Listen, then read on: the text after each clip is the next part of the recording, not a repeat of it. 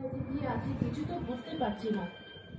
তুমি চিন্তা করো না, আমি দেখছি। কারণ বাজারে কি বসতে সেখানে এক লোক আসে।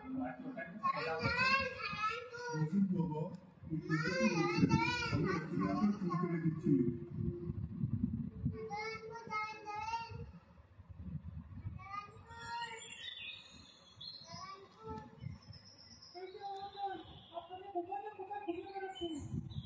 আরে আব্দুল ভাই রে, আমাকে বুঝছেন কেন?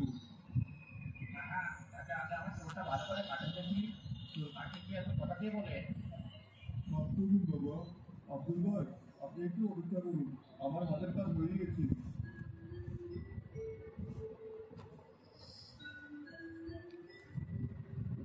হারুন চুল কাটা শেষ করে লোকটা টাকা দিয়ে চলে যায়।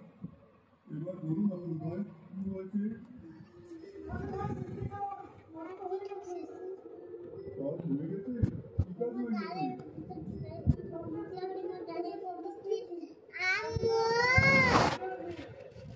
পরিচিতি ভাই, বড় উপকার করবেন। বিয়েটা যদি ঠিক হয়ে যায় তাহলে আমার অনেক চিন্তা কমে যাবে।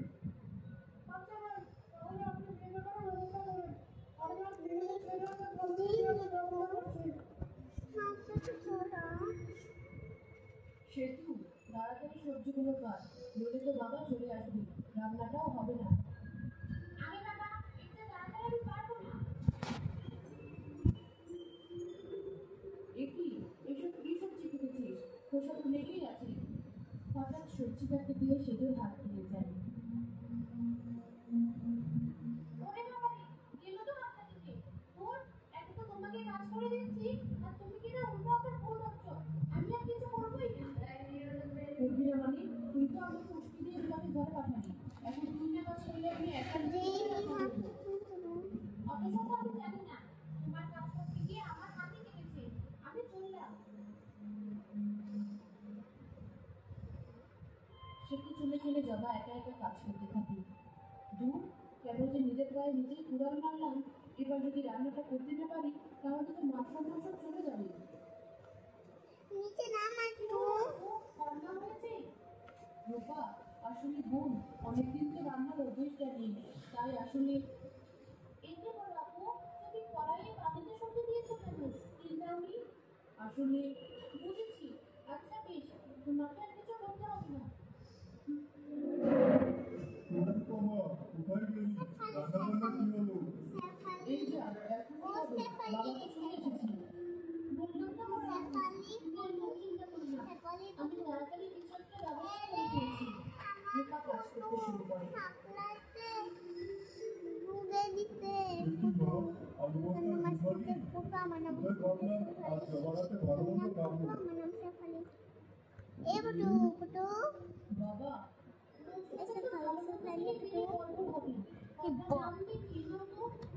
বিধায় বুঝলাম, কিন্তু এবার তো তোমাকে রান্না বান্না শিখতে হবে। কেন আমাকে কেন রান্না শিখতে হবে? কেন মা, এবার তো শ্বশুর বাড়িতে যাওয়ার পালা। রুমা রূপা, আর বিকেলে তো বৌরাপুরকে ছেলেপক্ষে দেখতে আসবে। হ্যাঁ মা, আমাকে পাঠিয়ে দিচ্ছি। সাজগোজের ও কি বোঝে? আমি ঠিক আমাকে সাজিয়ে দেবো। দেখবি ছেলেটা বড় একটা আমাকে জানেই না। আচ্ছা বেশ, তাই করিস। সেদিন বিকেলে ছেলেপক্ষ আসে, জবাকে দেখে তাদের পছন্দ হয়।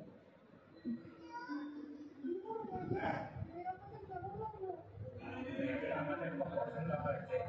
শোনো ভাই, আমার একটাই ছেলে, ওর বিয়ে খুব ধুমধাম করে দেবো। কিন্তু আমার কাছে তো টাকা নেই। মা রূপা, মা সেতু, জবাকে ঘরে নিয়ে যা। আচ্ছা বাবা, যাচ্ছি।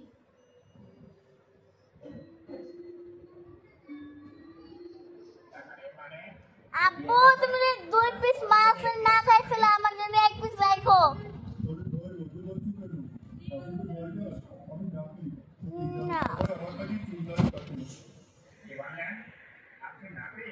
ছি ছি ছি ছি, আপনার শেষকে না তুমি আমাদেরকে নাকি দেখে দেখাতে এসেছো? না না, আপনাদের মেয়েকে আমি কিছুতে ছেড়ে করবো না। চল বাবা।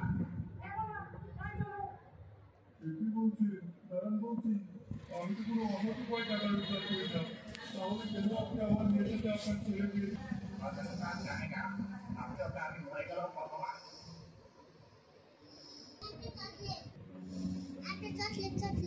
দেখেছো তো বাবা, আজ তোমার ওই নাটকের কাজের জন্যই আমার বিয়েটা ভেঙে গেল।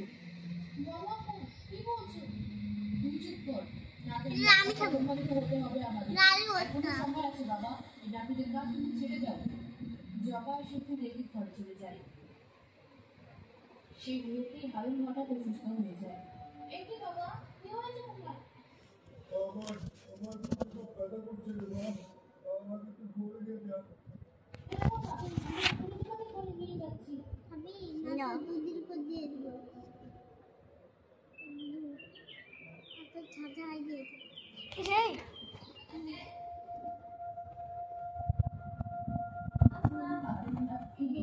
হারুন নাপিত বাড়িতে এসো। কি এই আপনি বুড়িমা, বাবা তো অসুস্থ, ঘরে শুয়ে আছে। সে কি, তাহলে আমি কোথায় যাবো? এত জোরে নাম শুনে তবেই এখানে এলাম। কি কাজ তোমার এখানে? চলে দেখি আমার কত বড় চুল, সেই একদম বুঝতে পারি না। তাই ভেবেছিলাম হারুন নাপিতের কাছে এসে চুলটা কাটিয়ে যাবো। আমার বাবা কোনো মহিলা চুল কাটে না, তাছাড়া সে চুল কাটে ফেলে দেবে। এখন যাও দেখি এখান থেকে। কিন্তু আমাকে যে চুল কাটতেই হবে, এই তো তোমরা নাপিতের তিন মেয়ে, কেউ একজন আমার চুলটা কেটে দাও। কি বললে? আমরা কাটবো তোমার চুল?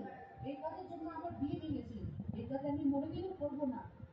আপু, দেখছো না আমি কত কষ্ট পাচ্ছি? এতই যখন দরদ, তুই কেটে দে, যত সব আগে থাকা। চলো তো বলো আপু, আমরা ঘরে যাই। ওদের কথায় কিছু মনে করবেন না বুড়িমা।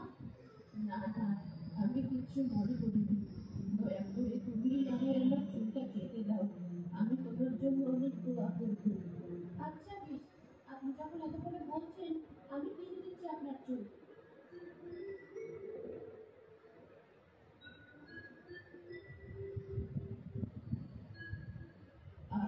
এতক্ষণ একটু হালকা লাগছে। সত্যি আপনার অনেক বড় চুল, তাহলে এখন এই কাটা চুল আমি কি করবো? আসলে আমার কাছে তো পয়সা নেই, এগুলো তুমি তোমার কাছে রেখে দাও। দেখবে চুরি তোমার সব কষ্ট দূর করবে। চুল আমার কষ্ট দূর করবে, তা কি করে সম্ভব? সময় এলে সব জানতে পারবে। এবার আমি আসি।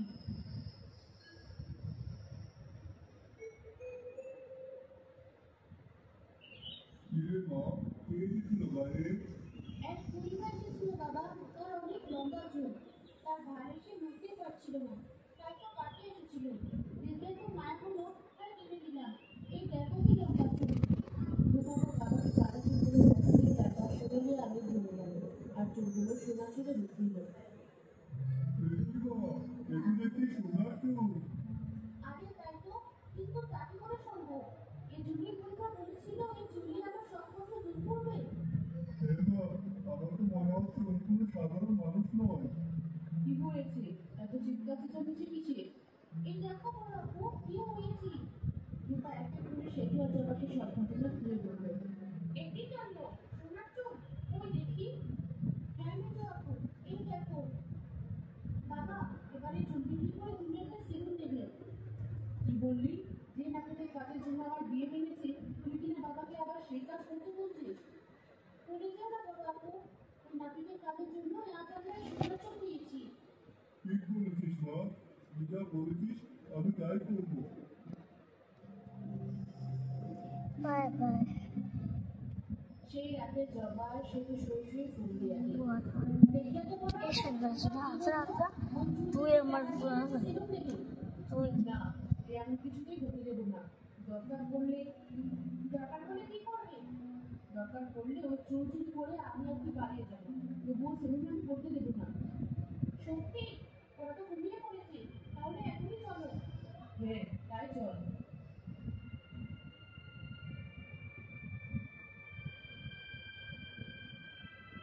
ওই দেখো বড় আপু, ওই বাক্সে চুলগুলো রাখা আছে, বাইরে থেকে কেমন সোনালি আলো বের হচ্ছে। দেরি না করে চলো দেখি, তবে সাবধানে, ওদের ঘুম যেন না ভাঙে।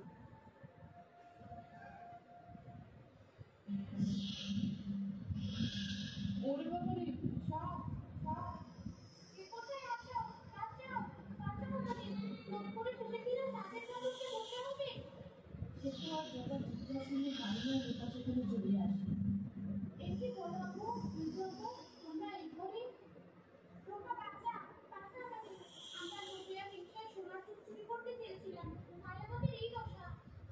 হ্যাঁ রূপা, আমাদের তোরা ক্ষমা করে দে। ভুল করে আমরা এই কাজ করেছি। এবারের মতো আমাদের ক্ষমা করে দে। সেদিন তোকে দেবো না বলে আজ আমরা এখানে এসেছি। ছি ছি, তোমাদের মন এত ছোট।